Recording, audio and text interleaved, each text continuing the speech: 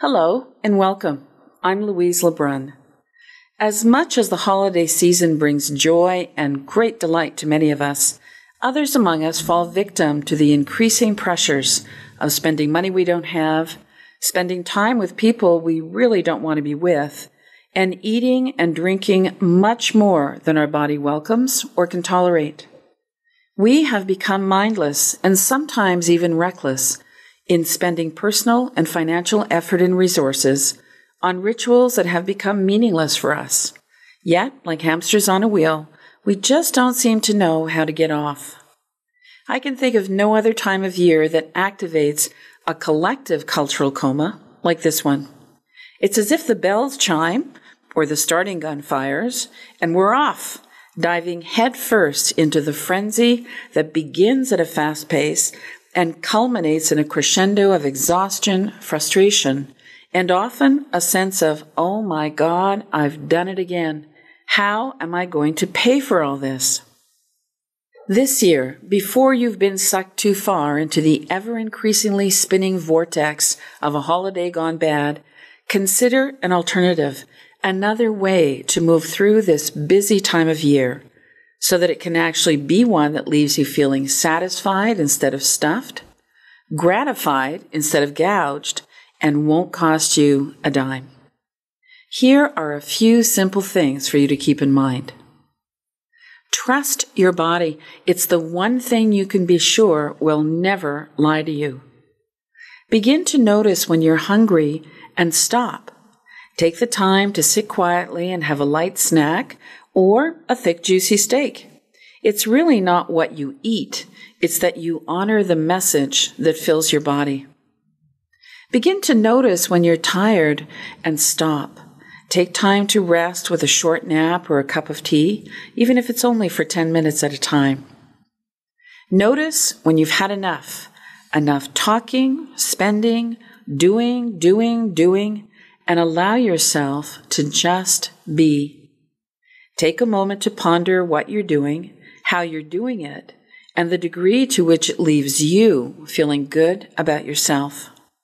Listen to the messages your body is giving you and pay attention. Treat your body well, and it will do the same for you. Breathe. Begin to notice when you're holding your breath. Most of us hold our breath much of the time. Hard to believe, and yet we have become a culture that manages what our bodies reveal to others by managing the breath that moves through it. Begin to notice whether you hold your breath on the exhale, which will cause your body to feel heavy and slow you down, or on the inhale, which will cause your body to feel light and potentially agitated, and will spur you on to do yet one more thing.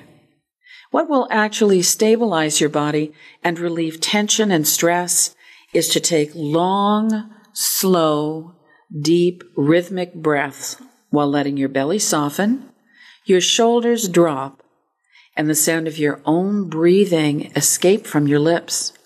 Amazing, isn't it, how we've even taught ourselves not to make a sound when we breathe.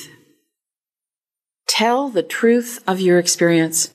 I can't think of any other time of year when so many do so much from a sense of obligation instead of from great desire. We are driven by a sense of others' expectations, by the desire to be seen to be doing the right thing, by rituals and habits that may once have held meaning, but as we've grown and changed have become empty and often irrelevant in our lives. This is a time when the things we say are often untrue and the ones that we don't are held in check so as not to damage a fragile truce with our past. Telling the simple truth of our experience can change our lives and enhance well-being far beyond diet, exercise, and the discipline that goes with it. When we redirect our efforts from pressing down the truth to allowing ourselves to claim that truth, our world expands. It may just be that this year we choose not to go home. Telling that truth can come in many ways. A quiet conversation with someone we trust, a journal entry on paper or screen, that lets the flow of that truth be honored. A declaration out loud to another human being through telephone or face-to-face. The most important aspect is to honor what's there in a way that keeps us feeling safe, respected, and respectful of our needs and those of others. Contrary to what afternoon television may suggest, everything does not have to come with drama. Stay in the tough conversation. The toughest conversation we'll ever have is the one we have with ourselves. Once we become willing to allow ourselves to know the truth of our experience, and we become willing to claim inside of ourselves what we want and what we don't want, our bodies become the territory from which we play out our conversations with others. You can't tell someone else the truth before you can tell yourself the truth. And this may be the year that you grow up and, as the adult you are, take charge of carving out your own path for the holiday season. Be willing to stand alone. How many fights could have been avoided? How many debts prevented? How many headaches, hangovers, and family dramas eliminated had we just been willing to say no? When we do things that we don't want to do, we become less of who we really are. Our acts of self-betrayal add up, and at this time of year, they add up fast and furiously. When we are willing to breathe, tell the truth of our own experience, and stay in the tough conversations, we sometimes find ourselves standing alone. However, what I've discovered is that we also soon attract to ourselves those who have the desire to share that new experience of ourselves that we're revealing. Far too often in our family systems, our work systems, and our lives, it just takes someone willing to go first. Maybe in your systems, it's you. Shape or be shaped by your world. Our choices determine our outcomes. If we don't make different choices, we're destined to live the life we've got instead of the one we want.